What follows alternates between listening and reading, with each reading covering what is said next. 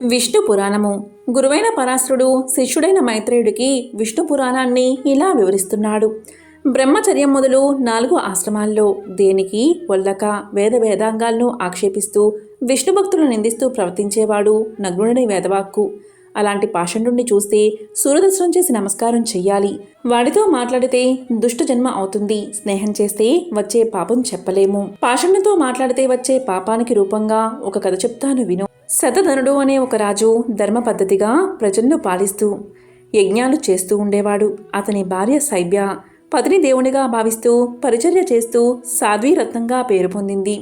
ఆ రాజు కార్తీక మాసంలో ఒకనాడు యజ్ఞం చేసి భార్యతో సహా గంగానదిలో స్నానం చేసి ఒడ్డున ఉన్న బ్రాహ్మణులకు దక్షిణ ఇస్తున్న సమయమందు తనకు విలువిద్య చెప్పిన ఆచార్యుని మిత్రుడు పీడావత్తుడు అనేవాడు పాషణుడిగా ప్రవర్తిస్తూ అక్కడికి రాగా రాజు వాడితో సంభాషణ చేయడం ఆరంభించాడు.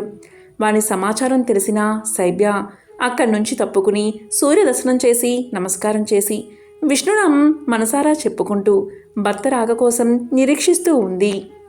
అంతలో రాజు ఆ పాషణుడితో సంభాషణ ముగించి వచ్చి సతీ సమేతుడై నగరం చేరుకున్నాడు. కొంతకాలం కాగా శతధనుడు మరణించాడు. అతని ఇల్లాలు సహగమనం చేసి సుగుణమణి అయి కాశీరాజు కూతురుగా పుట్టింది. శతధనుడు పాషండ సంభాషణ ఫలితంగా విదిశాపురములో కుక్కగా పుట్టాడు. కాశీరాజు పుత్రి తొలి జన్మ తెలివి కలదే తన భర్త ఎక్కడ పుట్టాడో అని ఆలోచించి విదిశా నగరమందు సునక జన్మ ఎత్తాడని తెలిసి ఎంతగానో విచారించింది. ఇక పెళ్లి చెయ్యాలని తండ్రి ఆలోచించగా ఇష్టపడక ఒకనాడు విదిశా నగరికి వచ్చి ఆ కుక్కను గుర్తించింది. ఎంతో విచారించి ఒకనాటి రాత్రి కుక్క దగ్గరికి చేరి చేతులు జోడించి మీ వంటి పుణ్యాత్ముడు పాషండ సంభాషణ వల్ల ఇలాంటి జన్మ ఎత్తవలసి వచ్చింది. దైవఘటన తప్పదు కదా మహాత్మా, పూర్వజన్మ జ్ఞానం లేక ఇలా ఉండడం తగదు. ఇక ఈ శరీరం విడిచిపెట్టు, నేను తొలిపుట్టువున నీ భార్యను అని చెప్పగా ఆ కుక్క నిరాహారి అయి కొన్నాళ్లకి తను త్యాగం చేసి కోలాహల పర్వతం దగ్గర నక్కగా పుట్టింది. ఆ విషయం తెలిసి ఆ ఇంటి అక్కడికి వెళ్ళి కుక్కతో అన్న మాటలే చెప్పి వెళ్ళిపోయింది. పుణ్యకాంత వాక్ ప్రభావం వల్ల ఆ నక్క కొన్నాళ్ళు కటిక ఉపవాసం చేసి శరీరాన్ని వదిలి ఒక అడవిలో తోడేలై పుట్టింది. మళ్ళీ కాశీరాజు పుత్రి వెళ్ళి బోధించగా ఆ తోడేలు చచ్చి కోతిగా తర్వాత కొంగగా నెమలిగా పుట్టి వేటకాండ చేజులకు చిక్కి కాశీరాజునకు కానుక అయి అంతఃపురానికి చేరుకుంది. ఇక రాజపుత్రి దాన్ని గుర్తించి ఆనందించి సాదరంగా పెంచసాగింది. అలా ఉండగా జనక చక్రవర్తి గంగా తీరాన అశ్వమేధ యాగం చేసి గంగాజలంలో అవభృత స్నానం చేస్తూ ఉండగా కాశీరాజు పుత్రి నెమలిని తీసుకువెళ్లి ఆ గంగానదిలో మునిగింది. ఇక నెమలి మరణించి జనక చక్రవర్తి కొడుకుగా పుట్టింది. రాజపుత్రి ఆనందంగా కాశీకి వెళ్ళింది. కొంతకాలం కాగా రాజకుమారి పెళ్లి నిశ్చయించి స్వయంవరం చాటించగా ఎక్కడెక్కడో ఉన్న రాజకుమారులు కాశీనగరానికి చేరుకున్నారు. సభలో అందరూ ఆసీనులై ఉండగా రాజపుత్రి గుర్తించి జనకనందనుని వరించి అతని ఇల్లాలై చిరకాలం హాయిగా జీవితం గడిపింది. ఇక జనకనందనుడు తొలి పుట్టువు తెలివి కలవాడై ధర్మ ప్రవర్తనుడై చల్లగా ప్రజలను పాలించి చివరిగా కాంతా సమేతుడై తనుత్యాగం చేసి విష్ణు సాయుధ్యాన్ని పొందాడు అని పాషాండ సంభాషణ వల్ల వచ్చే పాపం అశ్వమేధమునందు అపభృత స్నాన విశేషం పతివ్రత పుణ్యాతిశయం పరాశరుడు శిష్యునికి వివరించి చెప్పాడు. మైత్రేయ, ఇంకా ఏమి వినాలనుంది అని అడగగా మైత్రేయుడు ఇలా అన్నాడు.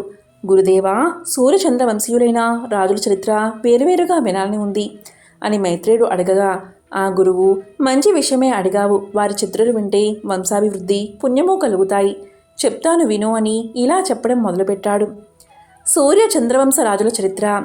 సృష్టి తన పనిగా బ్రహ్మ విష్ణు నాభి పద్మం నుంచి పుట్టాడు. బ్రహ్మ వేదాలకు ప్రభువు, ఆ విధంగా అందరికీ పూజ్యుడు, యోగులకు ఇష్టదైవం, పరబ్రహ్మ స్వరూపముగా చెప్పదగినవాడు. ఆ బ్రహ్మ కుడి చేతి బొటనవేలి నుండి దక్షుడు పుట్టాడు.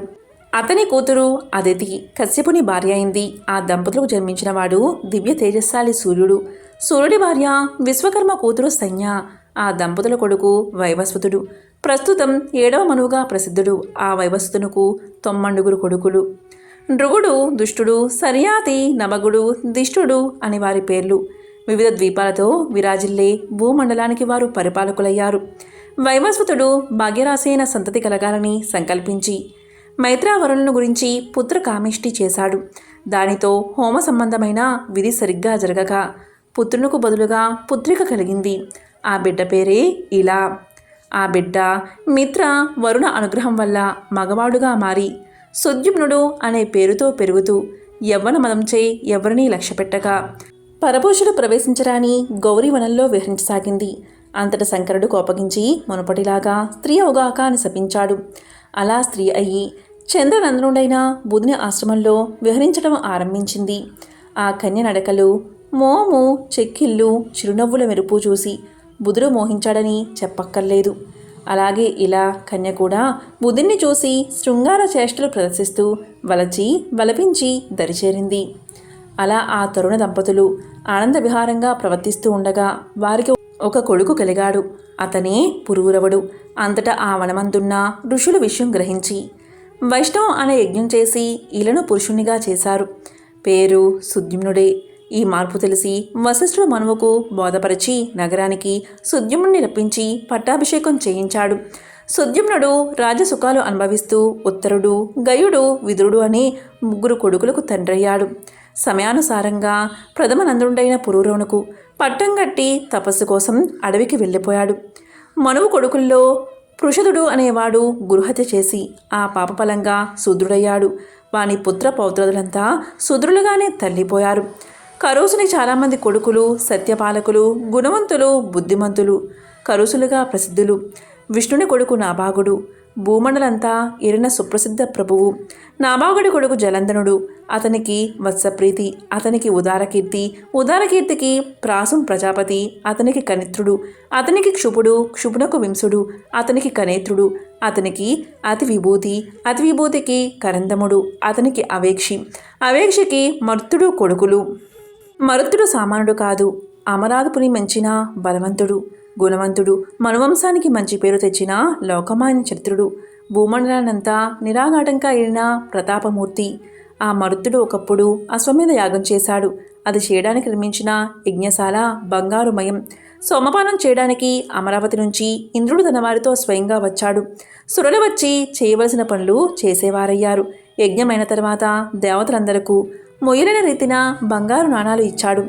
ఆ మరుత్తుని కొడుకు అరిష్యంతుడు, వాడి కొడుకు దముడు, దముని సుతుడు రాజవర్ధనుడు, వాడి సుతుడు సుధృతి, సుధృతి సుతుడు నరుడు, నరుడి కొడుకు కేరళుడు. ఆ కేరళుని ప్రభుత్వంచే ఆ దేశం కేరళ దేశమనే పేరు పొందింది. కేరళుని కొడుకు బంధుమతుడు, వాని తన్నుడు వేగవంతుడు, వాని కొడుకు బుధుడు, బుధుని సుతుడు తృణబిందుడు. తృణబిందునకు ఇలాబిలా అనే ఒక కూతురు. ఇలబిల కూతురు అలంబిక. అలంబిక అప్సరస అయింది. తృణబిందుడు అలంబికను పరిగ్రహించగా వారి కొడుకే పుట్టినవాడు విశాలుడు. విశాలుని వాసనమైన పట్టణమే విశాల అని ప్రసిద్ధమైంది. విశాలపురం సిరి సంపదలకు ఆలవాలం. ఆ విశాలని కొడుకు హేమచంద్రుడు. హేమచంద్రుడి కొడుకు చంద్రుడు, వాడి కొడుకు ధూమ్రాస్వుడు, అతని కొడుకు సృంజయుడు, అతని సుతుడు సహదేవుడు, సహదేవుని కొడుకు గుణాస్వుడు. ఆ రాజు కొడుకు సోమదత్తుడు. సోమదత్తుడు 10 అశ్వమేధ యాగాలు నిర్విఘ్నంగా చేసి బ్రాహ్మణులకు కనకాభరణాదులు మొయ్యలేనంత బరువుగా దక్షిణ ఇచ్చి సంతృప్తుల్ని చేశాడు. ఆ రాజు కొడుకు జనమేజయుడు, అతని సుతుడు సుమతి. ఇలా విశాల నగరాధీశులు విశిష్ట బలపరాక్రమాలు, సిరి సంపదలు, పరువు ప్రతిష్ఠలు కలవారే నీతి నియమాలతో పరిపాలన చేసి చరిత్రలో ప్రసిద్ధులయ్యారు. ఇది దిష్టవంశ చరిత్ర అంటూ గురువైన పరాశరుడు శిష్యుడైన మైత్రేయుడికి చెప్తున్నాడు. విష్ణు పురాణము. ఓం నమో నారాయణాయ.